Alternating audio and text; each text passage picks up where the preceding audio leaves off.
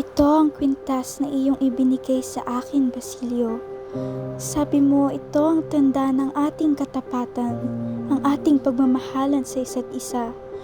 Ngunit ano ang halaga ng katapatan sa isang mundo na ang Diyos ay ang pera at ang batas ay ang mga kapritsyo ng mga Kastila? Hindi ko maatim na humiling o magmakaawa, ngunit higit sa lahat, hindi ko maatim na ika'y makitang namatay doon.